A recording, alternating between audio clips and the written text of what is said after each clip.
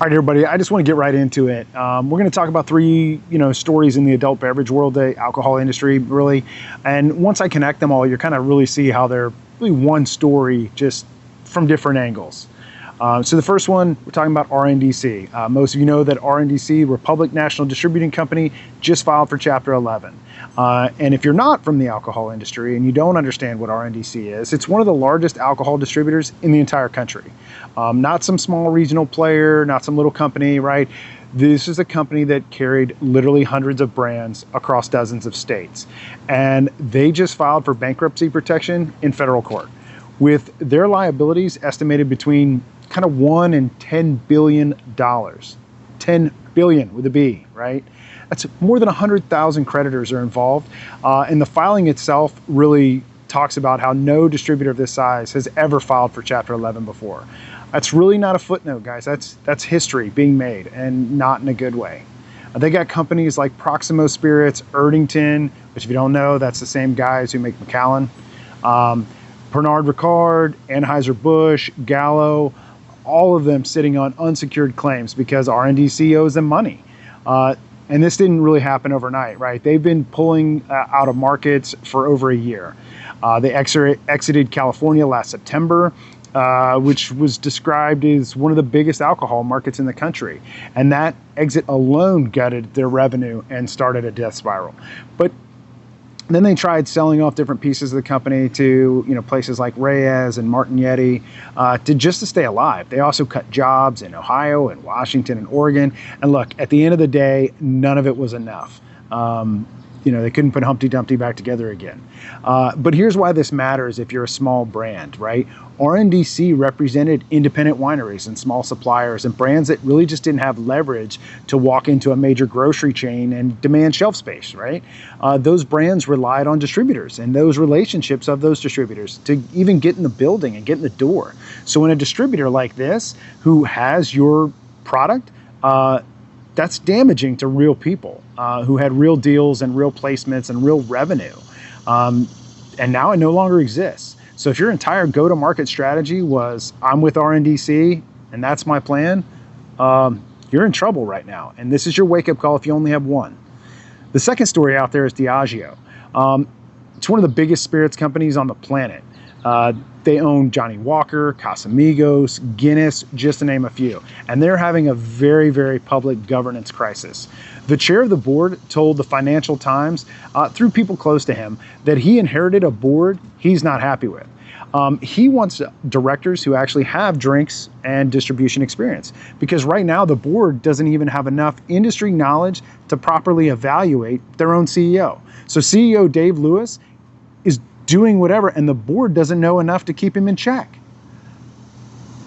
Here's the context. Lewis came from outside the beverage industry, and he's running a sweeping restructuring of the whole company, closing visitor centers, shutting down their venture arm, Distill Ventures, cutting 100 to 150 jobs in Ireland. He's slashing prices on the Casamigos tequila and challenging the whole premiumization strategy that basically defined Diageo for the last couple decades.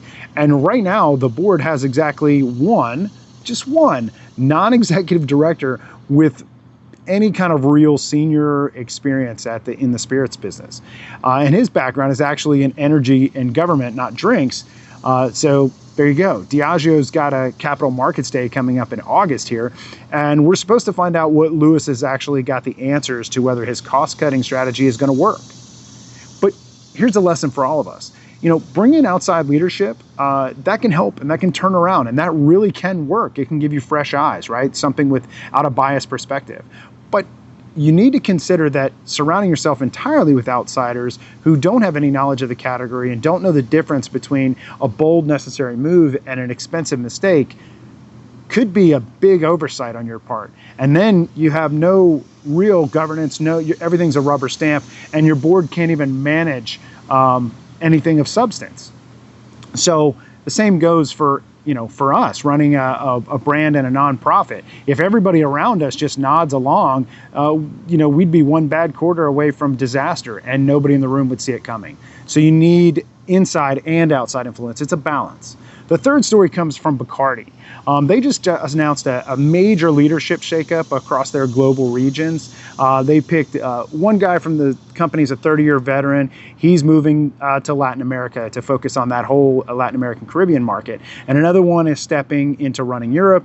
And another one is stepping into running Middle East and Africa. And they're kind of rotating in between their markets. And it's all expected to kick off in October. But notice something about this is every single one of these guys came from inside Bacardi. They've got 30 years experience, 20 years experience. Some of them started as managing directors back in their local markets and working their way up. And they've spent decades in these commercial and marketing roles before getting this promotion to this level. And Bacardi's CEO said it flat out. These guys have built their careers with Bacardi, and marketing those level roles all the way up into the most senior jobs in the company is necessary. That's a deliberate talent pipeline they've built over years. So when it's time to reshuffle leadership, you're promoting people who already bled for this brand instead of scrambling to find somebody who really doesn't understand the business. So here's the, to bring it to military terms, here's the after action review of all three. RNDC is kind of what happens when your distribution infrastructure isn't diversified enough to survive a shifting market. Diageo is struggling when you bring in all these people for leadership oversight, but you didn't consider people that have real expertise in what you're doing and what you're building. And they're making challenging decisions in real time. And then Bacardi is what happens when you invest in your people from the bottom and you're developing your people from the ground up, hoping that they're going to grow your company and be part of it. There's three different companies, three different opinions, three different lessons, all kind of from the root to build resilience into your company and your distribution and your governance. You're going to need it. Your people are going to need it. And you want to know what your weak points are before the market finds it for you.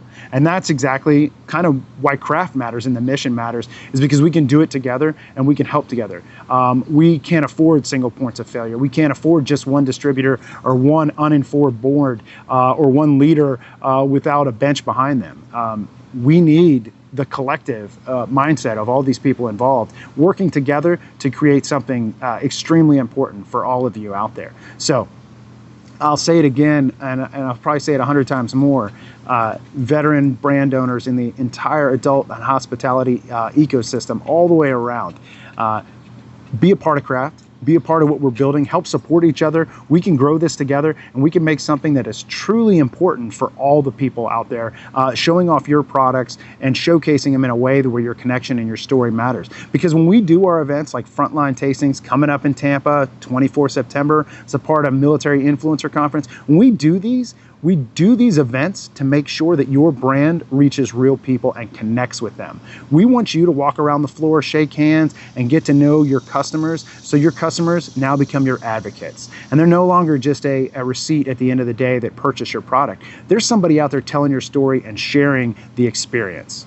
Again, craft is all about the experience, and we're all about connecting veterans and veteran-owned brands to build a better experience for our customers and our advocates out there in the field.